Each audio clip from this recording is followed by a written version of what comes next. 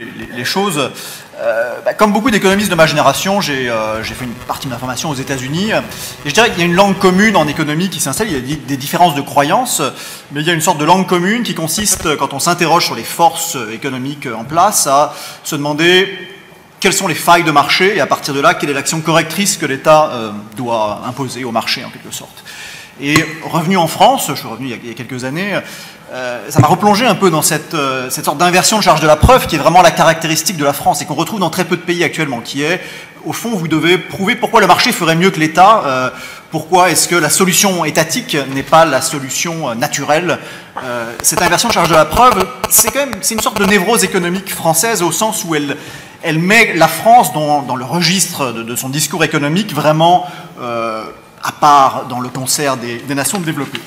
Donc la thèse que je voudrais développer, et je vais le faire très vite, qui est un peu celle qui est dans le grand méchant marché, c'est d'où vient cette névrose économique française? Est-ce que c'est quelque chose qui vient de très loin? Donc ça, j'appellerais ça l'hypothèse ADN colbertiste, grosso modo. Est-ce que c'est vraiment quelque chose qui nous fait remonter au moins 3-4 siècles en arrière? Ou est-ce que c'est quelque chose de plus récent? Et bon, moi j'étais agnostique sur cette question au départ, quand on a commencé à enquêter avec David Tesmar sur cette question. On n'est pas historien de formation, on a commencé à regarder un petit peu quels étaient les manuels économiques qui prévalaient juste après la Seconde Guerre mondiale, juste avant, etc., en remontant dans le temps. Et on s'est aperçu que dans les années 20, et puis même avant, la France était un pays où le common wisdom, le consensus était très libéral, au sens où les gens étaient très conscients des distorsions qu'introduisait une bureaucratie qui n'aurait pas les bonnes incitations, etc. Par exemple, le thème des nationalisations... En un sens, la charge de la preuve était inversée à un point qu'on a presque du mal à imaginer aujourd'hui. C'est-à-dire que l'idée de nationaliser les chemins de fer, l'électricité, tous ces débats qui se sont posés après la Première Guerre mondiale, que ce soit à droite comme à gauche, les gens trouvaient ça complètement invraisemblable. L'idée que l'État allait piloter des entreprises, c'était quelque chose, comme économiste, vous n'aviez pas en un sens à prouver que ça allait introduire des distorsions.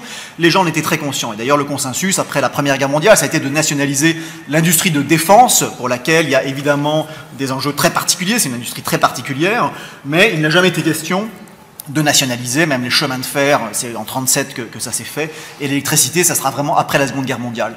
Et donc ce qu'on étudie dans ce livre, c'est d'où vient cette sorte d'amnésie, parce que moi-même, je n'étais pas conscient qu'avant la Seconde Guerre mondiale, il y avait des centaines de producteurs d'électricité en France, et que c'est vraiment juste après qu'on a considéré que c'était naturel, au fond, qu'il y ait un seul producteur, et que ce soit un monopole contrôlé par l'État.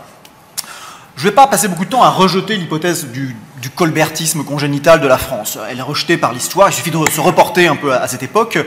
Et puis même, elle ne tient pas vraiment la route au sens où on a tous bien vu qu'on raconte exactement la même chose sur la Chine il y a 30 ans. Pourquoi la Chine elle devait inventer sa propre économie, elle n'était pas compatible avec le capitalisme. Ça a été complètement démenti par les faits. Donc cette idée d'une aversion naturelle au capitalisme et au marché ne tient pas la route. Ce qui est intéressant, c'est de comprendre ce qui s'est passé, d'où vient le trauma initial. Et donc notre thèse, c'est que c'est vraiment la Seconde Guerre mondiale et le trauma paradoxal, au sens où ça a été un événement très positif, qui est la reconstruction très réussie des 30 Glorieuses.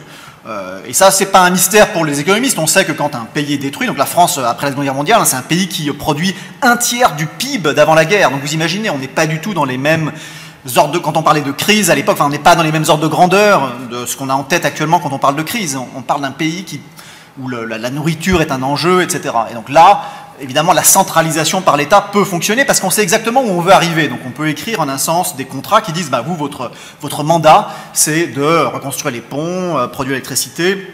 Et c'est ce qui a été fait avec beaucoup de succès dans l'après-guerre et qui a conduit à un taux de croissance très élevé pendant 25-30 ans.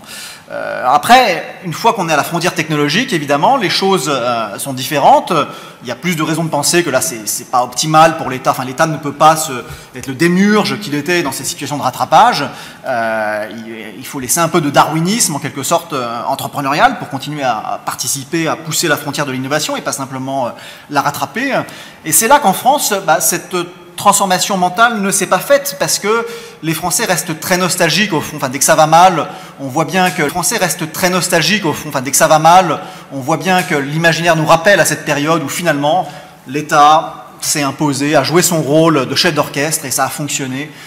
Et on ne peut pas s'empêcher de penser qu'on pourrait essayer de reconstituer cette période aujourd'hui. Et c'est ça, à mon sens, la névrose économique française, c'est cette espèce de nostalgie très forte qui ressort en particulier dans les périodes de crise pour cette période de l'après-guerre.